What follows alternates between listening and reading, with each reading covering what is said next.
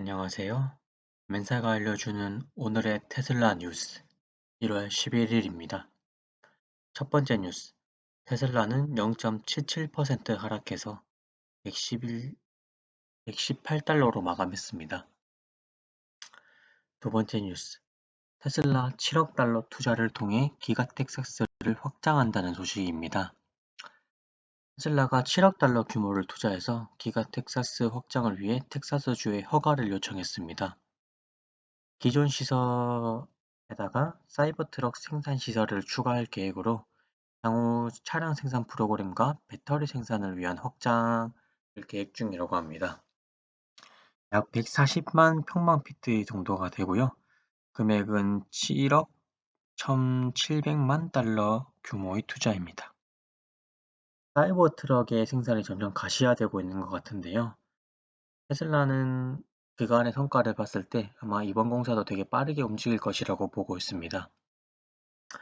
그리고 이 사이버 트럭의 중요성은 정말 말로 할 수 없는데, 미국 같은 경우에는 픽업 트럭의 시장이 굉장히 크기 때문이죠.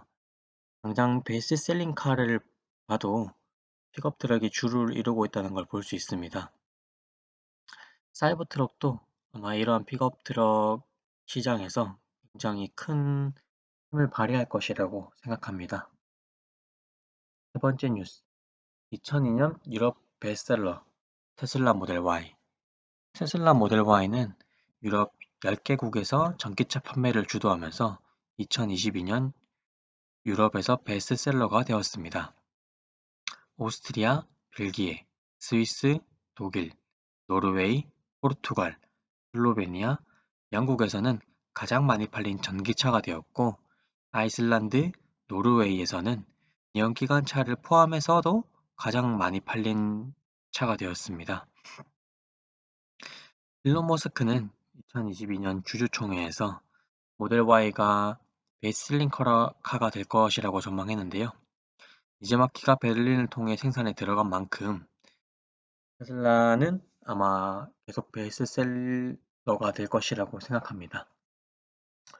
그리고 타 차량에 대해서 좀 배타적인 경향을 가지고 있는 유럽에서 이 정도 성과를 내고 있다는 것은 테슬라가 그만큼 상품성이 있다는 말입니다.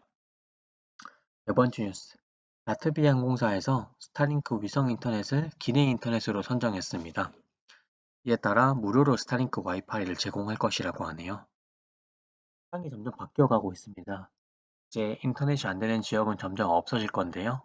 예를 들어서 우리가 먼 거리를 항해한다든지 비행을 하고 있다든지 사막에 있다든지 극지에 있다든지 이런 여러 공간적으로 제약이 있는 부분에서 인터넷이 안 되는 지역이 점점 사라질 겁니다.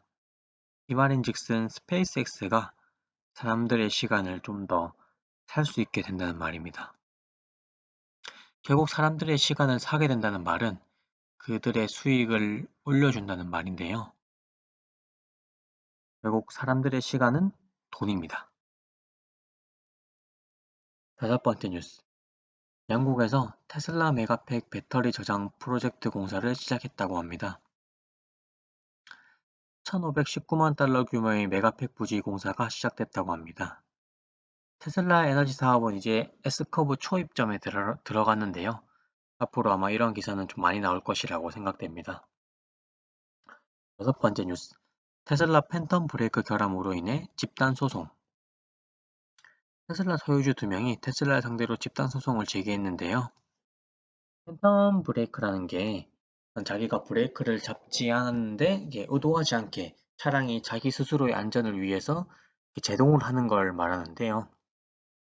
대표적인 예로 이해하기 쉽게 말씀드리자면 한국의 경우에는 고속도로를 주행하다가 우측에 합류 차선이 생기면서 차량이 들어오는 경우들이 있잖아요. 보통 우리가 운전할 때는 차량이 들어오는 걸 보고 속도를 좀 더 밟아서 지나치고 난 뒤에 그 차량이 내 뒤를 따라서 들어오던지 아니면은 내가 속도를 좀 줄이거나 로 하면서 우측 차량이 진입을 하던지 약간 이런 식으로 반응을 하게 되는데 테슬라는 아직 이 정도까지의 반응이 없는 건지 갑자기 새로운 차선이 생기게 되면은 자기 마음대로 이렇게 브레이크를 좀 세게 밟아버리는 경향이 있습니다.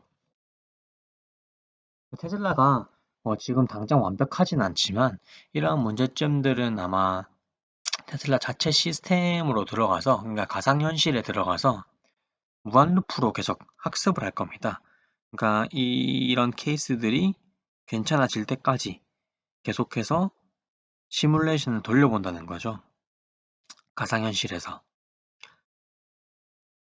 어, 지금 당장에는 완벽하지 않지만 이렇게 엣지 케이스를 하나하나 해결하다 보면은 어느새 목적지에 도달해 있을 거라고 생각합니다. 그리고 그 결과는 이미 어느 정도 보여지고 있다고 생각하는데요. 테슬라 오토파일럿 사용 시 사고는 626마일마다 한 건이 발생하는데, 미국에서 그냥 평균적으로 사람이 운전했을 때는 65마일마다 한 건 발생했다고 합니다. 이 말인즉슨 테슬라가 사람보다 10배 정도 안전하다고 볼 수 있습니다. 왜냐하면 교통사고의 대부분은 기계적 결함이 아니라 휴먼 에러로 발생하는데요. 졸음운전을 한다든지, 음주운전을 한다든지, 엑셀이나 브레이크 헷갈린다든지, 보통 기계적 결함이 아니라 휴먼 에러인 겁니다. 그래서 휴먼 에러를 배제한 테슬라는 사람보다 10배 정도 안전하다는 성과를 낼 수 있었죠. 하지만 사람들은 보통 이렇게 말합니다. 10배 안전해도 한 번 사고 나면 그만 아니냐? 당연하죠. 한 번 사고 나면 자기 생명이 걸린 일인데 굉장히 위험한 일이죠. 사람이 했으면 최소 10번은 사고 났을 겁니다. 원래 이런 이과적인 측면에서 100%라는 것은 존재하지 않은데요. 항상 엣지 케이스가 존재할 수 있고 그 엣지 케이스를 어떻게 극복하느냐가 중요합니다. 그리고 그 엣지 케이스가 발생한다고 하더라도 사고가 나게 되면 테슬라 보험으로 처리하면 됩니다. 일곱 번째 뉴스. 23년 1월 첫째 주 중국 내수 판매량이 나왔는데요. 2100대입니다. 일그릇듯이 분기 첫 달이기 때문에 내수보다는 수출에 집중할 것으로 보입니다. 다음에 제가 유튜브에 내연기관 차들의 몰락이 시작되고 있다라고 영상을 하나 업로드 하였는데요. 테슬라의 경쟁자가 전기차 업체가 아니라 내연기관 업체이니만큼 그들의 현재 상황을 살펴볼 필요가 있다고 생각했고, 그들이 말로는 전기차로 전환한다고 늘 떠들고 있지만 실제 상황은 그러지 않다라는 것과, 그리고 그들 내부 구조적인 요인에 의해서 그럴 수 없다라는 것, 그 부분을 제가 언급해 보았습니다. 그럼 오늘의 테슬라 뉴스는 여기서 마치도록 하겠습니다. 감사합니다.